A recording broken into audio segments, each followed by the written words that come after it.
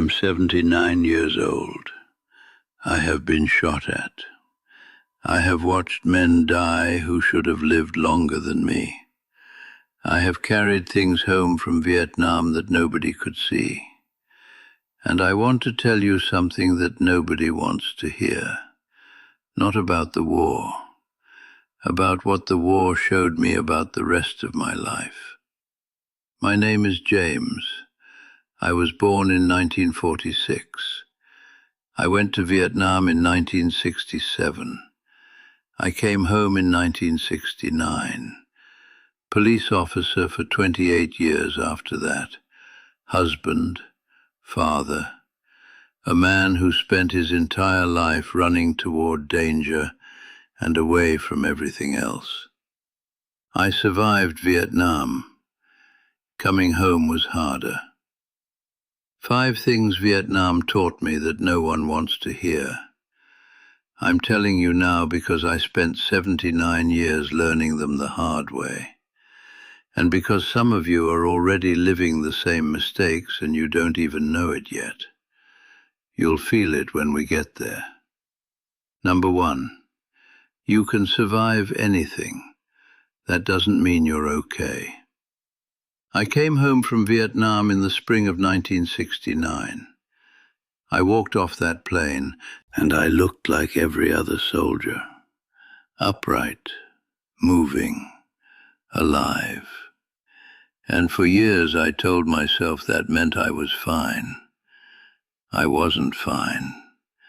I just didn't know the difference between surviving and living. Here is what nobody tells you about men who have been through something hard. We are very good at looking okay. We learn it young. Don't show weakness. Don't ask for help. Handle it. I handled it for 28 years on the police force. I handled it at the dinner table when Susan was growing up. I handled it in bed at night when Barbara would ask me what I was thinking about. Nothing, I'd say. It was never nothing. You've done this. Maybe not Vietnam, maybe it was something else. Your father, your divorce. The thing that happened that you never told anyone about. You handled it. You moved on. You told yourself you were fine because you were still standing. Still standing is not the same as okay. Think about the last time someone asked you how you really were, not how are you in passing, really were. What did you say? Fine, good, tired but okay. You said something that ended the conversation, because the real answer felt like too much. Because men like us were never taught that the real answer was allowed. The things you don't deal with don't go away. They wait. They wait in the dark until something cracks open and they come out sideways. In anger you can't explain. In distance you can't close. In a life that looks fine from the outside and feels hollow from the inside. You know exactly what I mean. You felt it when I said it, I know. I lived in that hollow for 40 years. Number 2, the people who love you can't help you if you won't let them in. Barbara has been my wife for 44 years. She is a good woman, patient in a way I never deserved. For 44 years, she has slept next to a man who woke up sweating and said it was nothing. Who went quiet for days and said he was just tired, who sat at the dinner table, present in body and somewhere else entirely in his mind. She tried. God, she tried. She asked me questions I didn't know how to answer. She suggested I talk to someone. I told her I didn't need to talk to anyone. I was a cop. I had seen worse than any therapist. What I didn't understand was that she wasn't asking for her sake. She was asking for mine. And every time I shut her out, I was telling her that she wasn't worth the effort of letting her in. That is not what I meant. But that is what she heard for 44 years. You probably have someone like Barbara in your life, someone who keeps asking, someone who keeps trying, someone who is still there even though you keep shutting the door. You think you're protecting them by keeping it inside. You're not. You're just making them love you from a distance. And one day the distance becomes the whole relationship. Let them in. Not all at once, not everything, just one true thing. Say one true thing tonight to the person who keeps trying. That is where it starts. Number 3. The one you let go will follow you forever. I need to tell you about Dorothy. We were 19 years old. She had red hair and she laughed too loud, and she was the first person who ever made me feel like I was exactly where I was supposed to be. I shipped out in 1967. 6 months in, a clerical error sent a casualty notification to her family. My name. Killed in action. It wasn't true. But Dorothy didn't know that. She grieved. She waited a year. And then she moved on. Because that's what people do when the person they love is gone. I came home in 1969 and I found out what had happened. I remember sitting in my car outside my mother's house with Dorothy's new address written on a piece of paper. I had written it down. I was going to go. I sat there for 2 hours, and then I drove away. I told myself she had moved on. I told myself it would only hurt her. I told myself it was better this way. The truth was simpler than that. I was afraid. Afraid she wouldn't want me back. Afraid of what I had become over there. Afraid that the man she loved had died in Vietnam, even if the body came home. So I said nothing. I met Barbara. I built a life, a good life, a real life. But Dorothy was always there. Not in the way that would hurt Barbara, not like that, just there.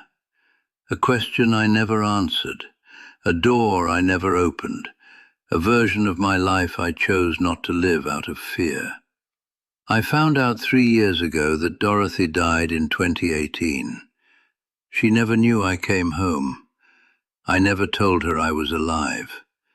I think about that piece of paper sometimes, her address in my handwriting, 2 hours in a car, and then nothing. Right now you have a Dorothy. Maybe not a person, maybe a version of your life you were too afraid to choose, a path you didn't take, a word you didn't say, a door you walked past because opening it felt too risky. You know exactly what it is. It came to mind the moment I started talking. Fear is not a reason. Fear is just fear.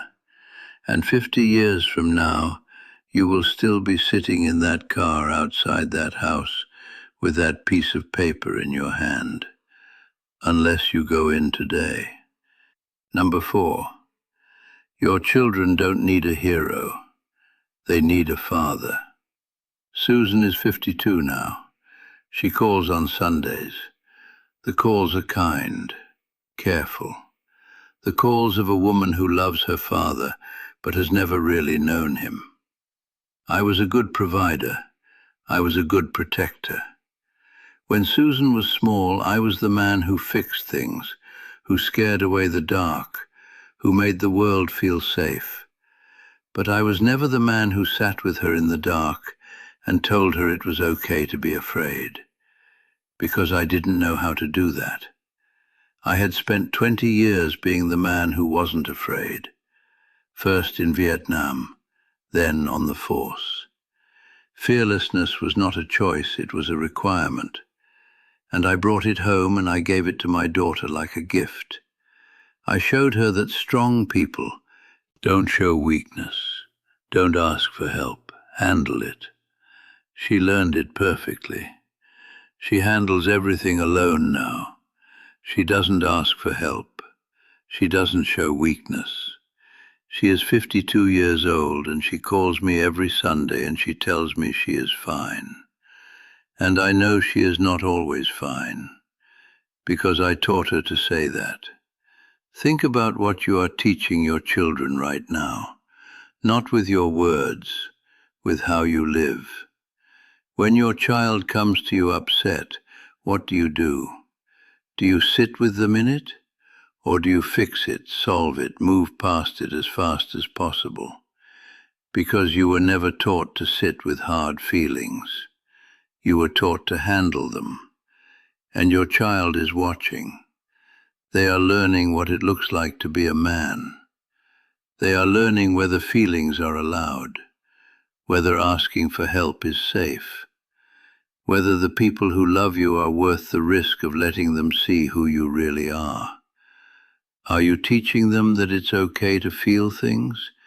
Are you teaching them that asking for help is strength, not weakness? Or are you teaching them what I taught Susan? Handle it. Don't show weakness. Say you're fine.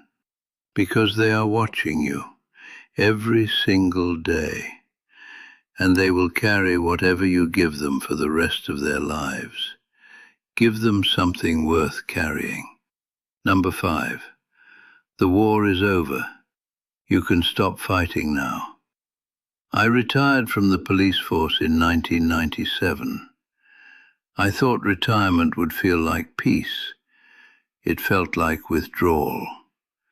For 28 years, the job had given me what Vietnam had taken away: purpose, structure, the sense that what I did mattered.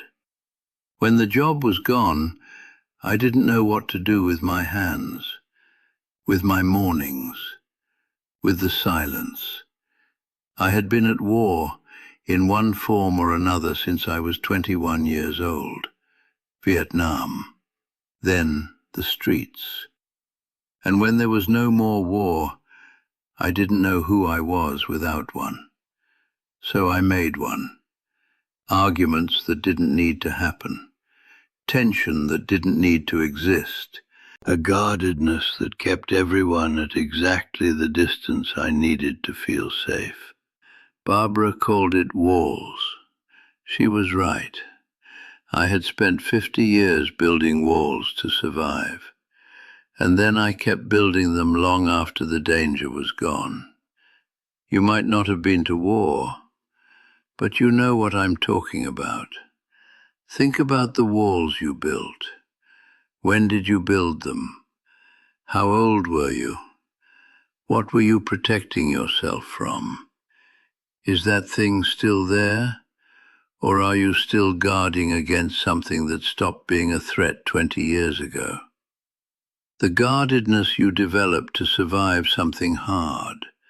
The distance you keep because getting close felt dangerous once. The armor you built to protect yourself from something that already happened.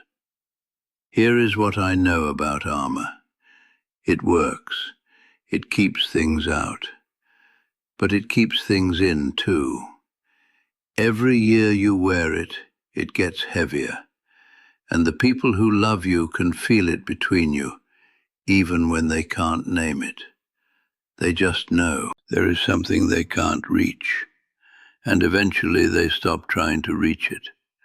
The war is over, whatever it was, whenever it was. You survived it. You don't need the armor anymore.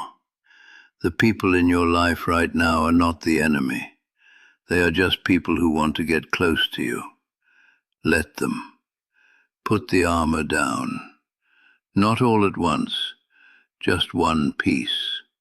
Today. I am 79 years old. Barbara still asks me what I'm thinking. I try to tell her now. Not everything, not perfectly, but more than nothing. Last year I finally told her about Dorothy, all of it. She was quiet for a long time. Then she took my hand. She didn't say anything. She just held my hand. That was the most understood I have felt in 50 years. Susan came to visit last month.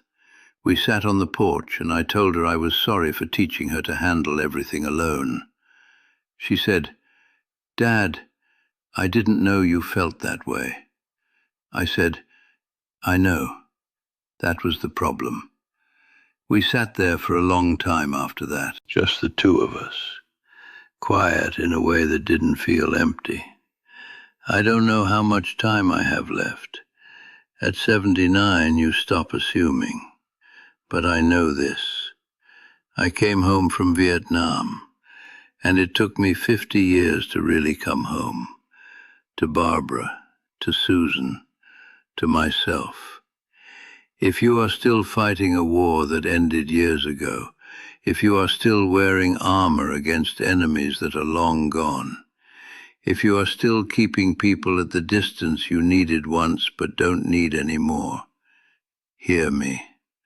The war is over. Come home. Before the people waiting for you stop waiting. I came home from Vietnam in 1969, and I spent 50 more years not coming home. To Barbara, to Susan, to myself. Don't do what I did. Don't survive everything and live nothing. The people who love you are right there. They are not asking for the soldier. They are not asking for the cop. They are not asking for the man who has seen things and handled things and never needed anyone. They are just asking for you. That is enough. You are enough. Come home.